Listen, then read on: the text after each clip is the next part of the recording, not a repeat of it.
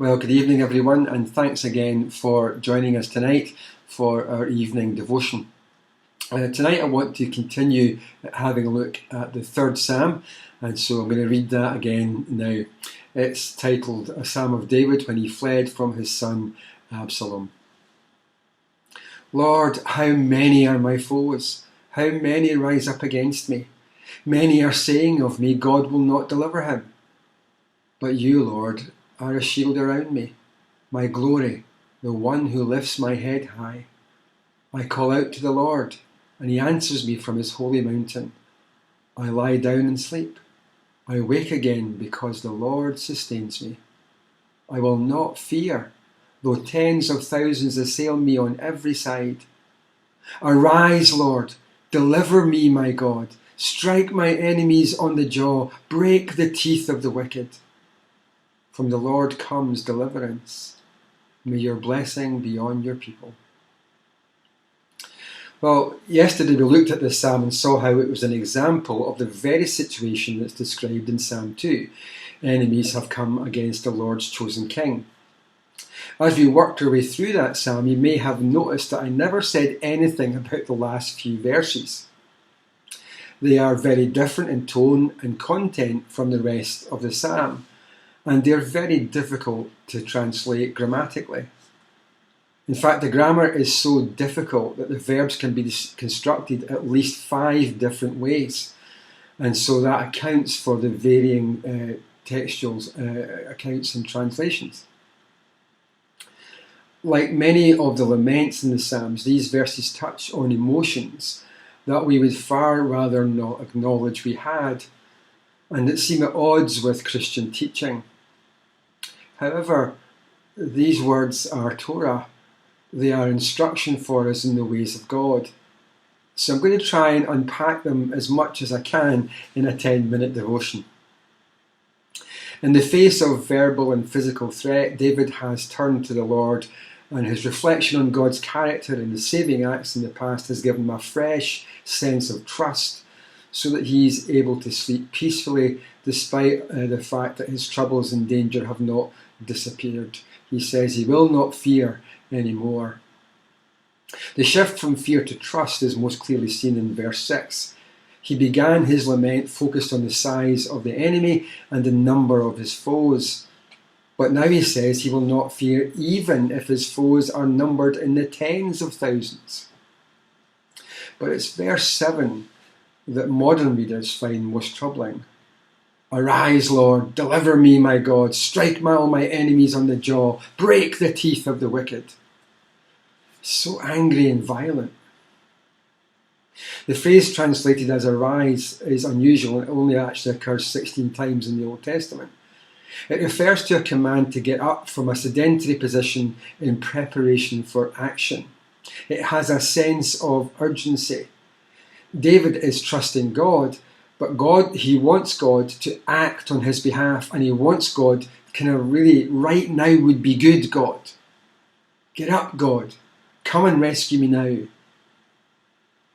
It is the request that once he has arisen, God would strike his enemies on the jaw that troubles us. For that at least seems to fly in the face of Jesus' specific command to love your enemies and pray for those who persecute you. Of course, we should remember that unlike today, the ancient Israelites had no qualms about praying for God's vengeance on their enemies. Ancient warfare was structured around the strength and the power of each nation's gods. When one nation defeated another, they attributed the victory to the power of their gods and the weakness of the gods of their opponents. That's why the Babylonian exile was such a disaster for the Jews. It kind of implied that either God had abandoned them or that the God of Israel was not as powerful as the God of the Babylonians.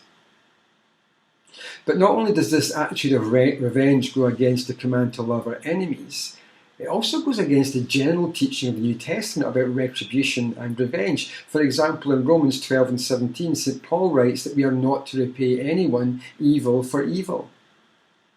And Jesus says in Matthew 5 and 44, when slapped on one cheek, we are to offer the other. That seems a long way from calling on God to break the jaw of our enemies, or to slap them on the jaw, punch them on the jaw, whatever way you want to translate it. By any standard of Christian behaviour, praying for God to strike our enemies on the jaw and break their teeth seems just plain wrong.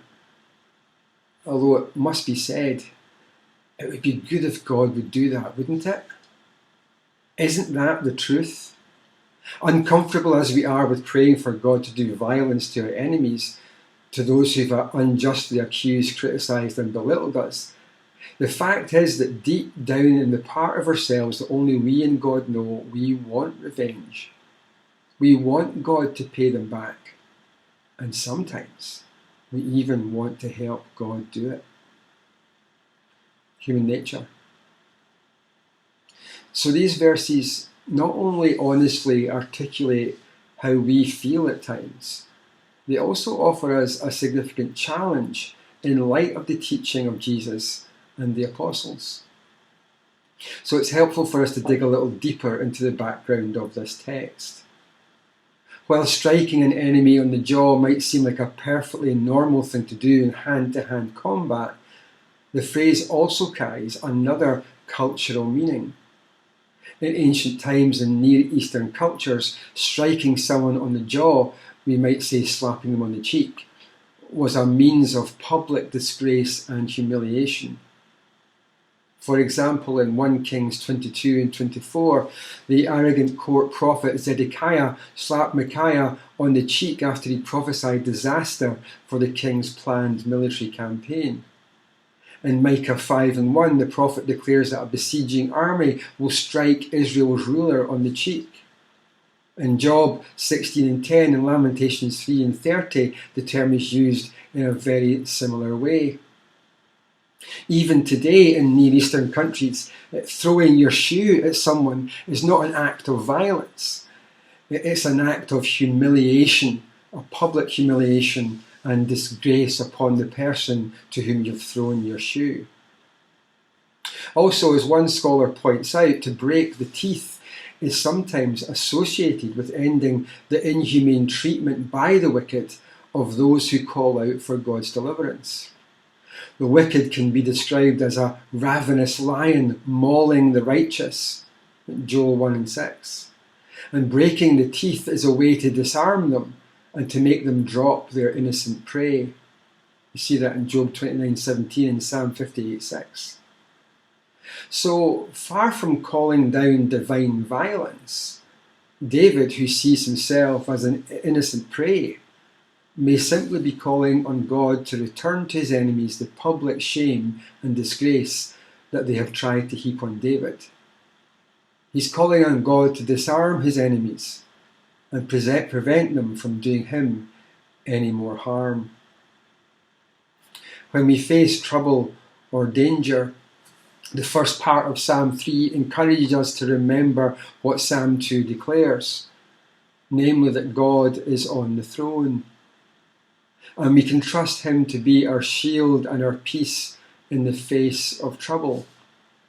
When we have been hurt, especially if that's been unjustly hurt, it becomes almost impossible to distinguish our cries for justice from our desire for vengeance. But that is our challenge.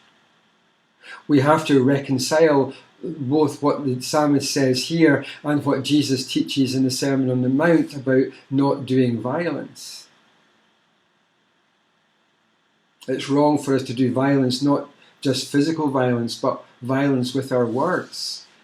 The reason that you have committed murder by calling someone an idiot is because you've already killed them in your heart. That's our challenge. These final verses of the psalm challenge us to acknowledge our own moments of anger and hatred and desire for vengeance.